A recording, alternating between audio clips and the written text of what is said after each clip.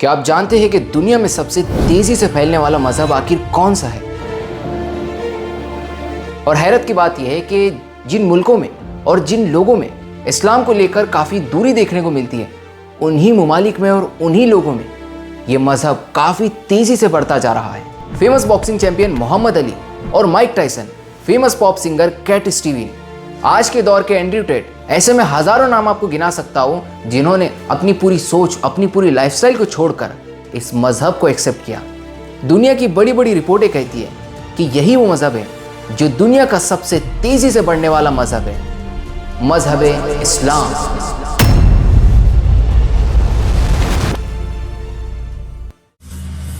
दोस्तों, इस दुनिया में किसी भी चीज़ को समझने के लिए पूरी दुनिया के बड़े बड़े लोग और बड़े बड़े माहिरीन उस पर रिसर्च करते हैं, और इसीलिए जब मजहब को समझने के लिए उन पर रिसर्च किया गया तो बड़े बड़े माहिरीन ने इस रिपोर्ट को पब्लिश किया कि दुनिया में एक मजहब ऐसा है जो इस पूरी दुनिया में काफ़ी तेज़ी से आगे बढ़ रहा है। और क्या आप जानते हैं कि 2017 में प्यू रिसर्च सेंटर की एक रिपोर्ट थी जिसके मुताबिक 2060 तक मुस्लिम पॉपुलेशन इस पूरी दुनिया का 31% होने वाली है। और ग्राउंड रियलिटी देखें तो पता चलता है कि अमेरिका, ऑस्ट्रेलिया या फिर यूरोप, इन तमाम ममालिक में इस्लाम काफ़ी तेज़ी से बढ़ रहा है। जबकि अगर हम बगौर मुआयना करें तो हमें पता चलेगा कि ये वही मुल्क है जहाँ पर इस्लाम को लेकर काफ़ी गलतफहमियाँ लोगों में मौजूद हैं। लेकिन फिर आखिर इसके पीछे का रीज़न क्या है कि इन मुल्क में इस्लाम काफ़ी तेज़ी से आगे बढ़ रहा है? दोस्तों, इस्लाम को आखिर लोग क्यों कबूल कर रहे हैं, इसे समझने के लिए हम इस वीडियो में पॉइंट्स डिवाइड कर देंगे, जहाँ पर हम अलग अलग पॉइंट्स में आपको डिवाइड करके समझाने की कोशिश करेंगे कि आखिर वो कौन सा रीज़न है कि लोग इस्लाम के काफ़ी करीब बढ़ते जा रहे हैं। जिसमें नंबर 1 पॉइंट है कुरान। कुरान की हर एक बात सच्ची है, और इसे समझने के लिए बड़े बड़े साइंटिस्ट और बड़े बड़े लोग इस पर रिसर्च कर रहे हैं, और इनके बाद उन्हें जो पता चलता है वो रिपोर्ट में पब्लिश होता है, जहाँ उसे लोग पढ़ते हैं और समझते हैं कि इस्लाम में वाकई जिन जिन चीज़ों के बारे में बताया गया वो सच है।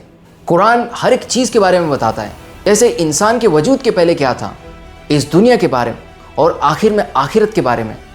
यानी शुरू से लेकर आखिर तक कुरान हमें हर एक चीज़ के बारे में काफ़ी अच्छे से एक्सप्लेन करता है। और यही चीज़ एजुकेटेड लोगों में एक ज़ाती दिलचस्पी को बढ़ाती है कि आखिर कुरान में ऐसी क्या बात है कि वो हर एक चीज़ को काफ़ी अच्छे से एक्सप्लेन करता है और वो लॉजिकली प्रूव करता है कि ये चीज़ सच्ची है। तो धीरे धीरे ऐसे लोगों में ज़ाती दिलचस्पी पैदा होती है कि वो कुरान को और ज़्यादा समझने की कोशिश करते हैं, और फिर एक नतीजा ऐसा आता है कि वो इस्लाम के इतने करीब आ जाते हैं कि इस्लाम को कबूल कर लेते हैं। जैसे डॉक्टर मॉरिस जो कि एक सर्जन थे, डॉक्टर मोरे जो कि एक एम्ब्रियोलॉजिस्ट है, इस तरह गैरी मिलर जो कि एक मैथमेटिशियन है, और इस तरह मैं बहुत सारे नाम आपको गिना सकता हूँ। लेकिन बताने का मकसद ये है कि ये कुछ ऐसे लोग थे जिन्होंने कुरान पर रिसर्च की, और बाकायदा उन्होंने रिसर्च करके पता किया कि वाकई कुरान की हर एक बात सच्ची है, और इस तरह इन लोगों ने इस्लाम को कबूल किया। और अगर आप वाकई इन लोगों के बारे में और जानना चाहते हैं तो डिस्क्रिप्शन में लिंक है, वहाँ से आप पढ़ सकते हैं। नंबर 2, इस्लाम और दिली सुकून। इस दुनिया में जो बड़े बड़े पैसे वाले लोग हैं, जैसे कोई बड़ा बिजनेसमैन हो या फिर बड़े से बड़ा एक्टर, ये कुछ ऐसे लोग होते हैं जो इस दुनिया में बहुत कुछ एक्सपीरियंस कर चुके होते हैं। जैसे इनके पास पैसा तो बहुत होता है, इसीलिए वो इस पैसे को दिल खोल कर खर्च करते हैं। इन्हें फेम भी बहुत मिलता है, और इस तरह इन लोगों को बड़ी बड़ी पार्टीज़ में बुलाया जाता है। ये लोग बड़े बड़े लोगों से मिलते हैं। लेकिन जहाँ एक तरफ हम इन लोगों का फेम, करियर और इनकी बड़ी बड़ी पार्टीज़ को देखते हैं, लेकिन दूसरी तरफ ये उतना ही अंदर से अकेलापन और खालीपन महसूस करते हैं। और इसी खालीपन को दूर करने के लिए इस्लाम एक सल्यूशन लेकर आता है। दरअसल ये लोग अपने अंदर के खालीपन से बहुत ही ज़्यादा परेशान हो जाते हैं, और इसीलिए वो एक सुकून की तलाश में निकलते हैं, और आखिर में पता चलता है कि इस्लाम पर आकर उनकी ये तलाश ख़त्म होती है। जैसे बड़े बड़े एक्टर्स ने बताया कि उन्हें इस्लाम कबूल करने के बाद एक अंदर से सुकून महसूस हुआ। और इस तरह एक फेमस पर्सनालिटी जो कि इंटरनेट पर काफ़ी वायरल है, एंड्रयू टेट, उन्होंने बताया कि इस्लाम को कबूल करने के बाद उन्हें एक अंदर से दिली सुकून महसूस हुआ, और ये एक बहुत ही बड़ा रीज़न है कि लोग इस्लाम को कबूल करते जा रहे हैं। नंबर 3, इस्लाम में किसी भी तरह का कोई भी कास्टिज़म नहीं है, यानी कोई भी बड़ा नहीं और कोई भी छोटा नहीं, हर एक इंसान बराबर है। हाँ, कुछ मैटर करता है तो वो है तकवा। आप कितने परहेजगार, कितने अच्छे और कितने तकवे वाले इंसान हो, ये मैटर करता है। इससे आपकी पोजीशन डिसाइड होती है। लेकिन ऐसा बिल्कुल भी नहीं है कि अगर आपके पास बहुत ही पैसा है तो आप एक बड़े दर्जे पर हो और किसी के पास पैसा नहीं है, वो गरीब है, तो वो एक नीचे दर्जे पर आ गया। ऐसा हरगिज़ नहीं है। इस्लाम ने हर एक को बराबर हुकूक दिए। मिसाल के तौर पर अगर मस्जिद में कोई एक बड़े से बड़ा बिजनेसमैन हो जो एक मुसलमान है, अगर उसके बाजू में एक फ़कीर भी आकर खड़ा होता है तो उसमें इतनी हिम्मत नहीं कि वो उस फ़कीर को उस सफ़ से पीछे कर दे, क्योंकि इस्लाम में दाखिल होने के बाद हर एक मुसलमान बराबर होता है। इस्लाम में हर एक को बराबर हुकूक दिए हैं और ज़्यादातर ये बातें उन लोगों को अट्रैक्ट करती है जो किसी भेदभाव का शिकार होते हैं, जैसे कि अमेरिका और यहाँ तक कि यूरोप जैसे मुल्कों में भी कास्टिज़म होता है। वो होता है रंग की बुनियाद पर। जैसे गोरे लोग जो होते हैं वो काले लोगों से सुपीरियर माने जाते हैं, जबकि ऐसा कुछ भी नहीं है। तो कहने का मतलब ये है कि आज के दौर में कास्टिज़म, भेदभाव हर एक मुल्क में, बस उनकी शक्लें अलग हैं। लेकिन इस्लाम में किसी भी तरह का कोई भेदभाव नहीं।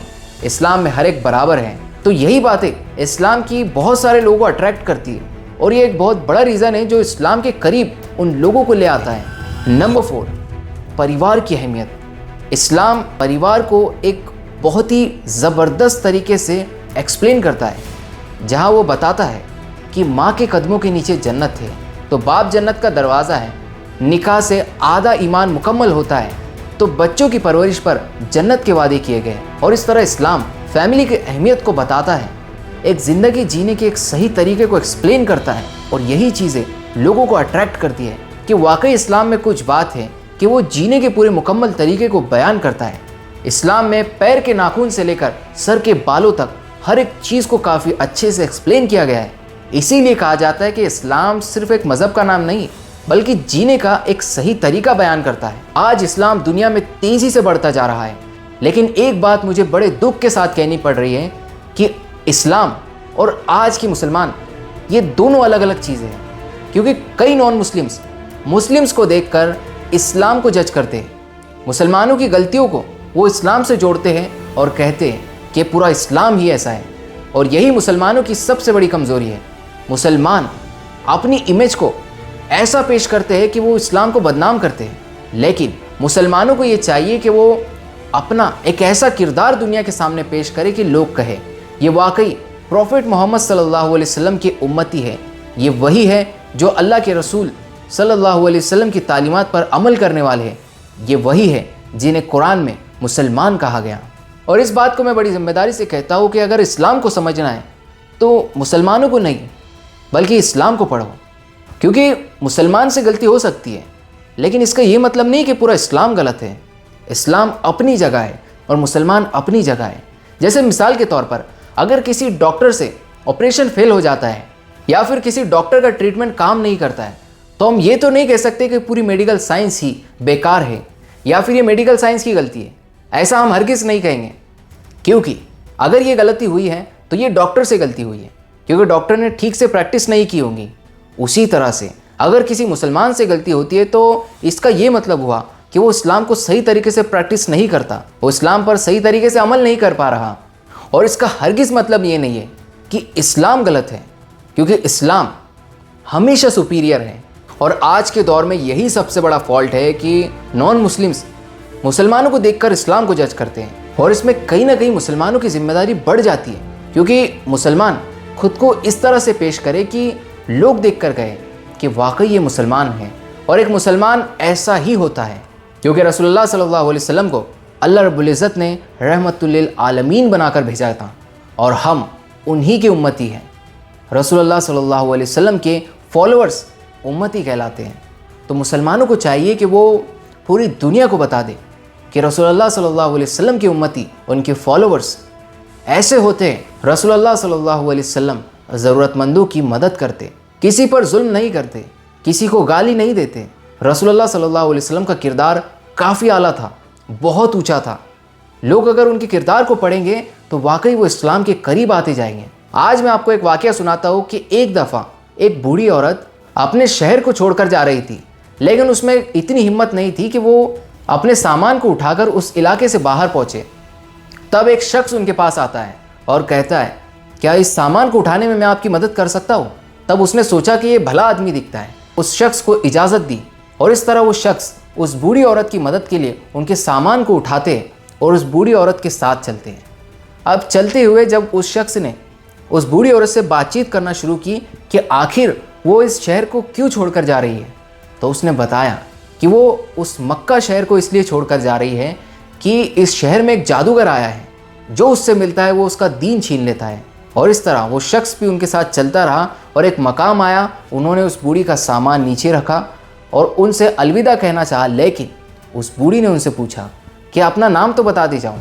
तब उस शख्स ने कहा कि मैं वही जादूगर हूं जिसके बारे में आप जिक्र कर रहे थे। रसूलुल्लाह सल्लल्लाहु अलैहि वसल्लम ने उस बूढ़ी का सामान उठाकर उसे उस मकाम तक पहुंचाया, लेकिन वो इस दौरान रसूलुल्लाह सल्लल्लाहु अलैहि वसल्लम को एक जादूगर कहती रही, उनके बारे में बुरी बातें करती रही। लेकिन रसूलुल्लाह सल्लल्लाहु अलैहि वसल्लम ने बीच रास्ते में उसके सामान को फेंककर उसे कुछ नहीं कहा, बल्कि उसकी मदद की, अखलाक का एक आला तरीन मुजाहरा किया। और उसका नतीजा ये हुआ कि वो बूढ़ी औरत कहती है कि अगर तुम ही वो जादूगर हो तो तुम्हारा ये जादू मुझ पर भी चल गया। ये उस पूरे वाक़ये का खुलासा था। तो कहने का मतलब ये है कि कैसे रसूलुल्लाह सल्लल्लाहु अलैहि वसल्लम के अखलाक से लोग इस्लाम के करीब आ गए। अगर आप चाहते हैं कि लोग इस्लाम और मुसलमानों को एक इज़्ज़त और मोहब्बत की नज़र से दें, तो कहीं ना कहीं मुसलमानों को चाहिए कि वो ज़रूरतमंदों की मदद करें और उसमें ये ना देखें कि कौन मुसलमान है और कौन गैर। उमर बिन अल-खत्ताब जब हुकूमत में थे तब उन्होंने कभी भी ये नहीं देखा कि कौन मुसलमान है और कौन गैर मुस्लिम। उन्होंने गैर मुस्लिमों के लिए भी वजीफ़ा जारी करवाया और मुसलमानों की भी मदद की। उमर बिन खत्ताब ने ऐसी हुकूमत चलाई थी कि उनकी रियाया में हर एक मज़हब का इंसान सेफ फील करता था, किसी को कोई नुकसान नहीं, किसी पर कोई जुल्म नहीं।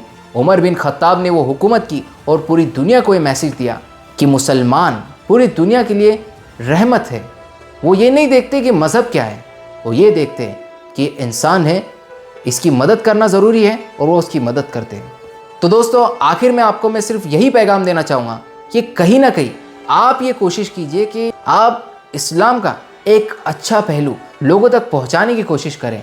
जैसे आज की इस वीडियो में हमने एक छोटी सी कोशिश की कि इस्लाम को लेकर गलतफहमियाँ दूर करने की कोशिश की और इस्लाम क्यों दुनिया में तेज़ी से बढ़ता जा रहा है उसके एक पॉजिटिव पॉइंट्स आपके सामने रखने की कोशिश की।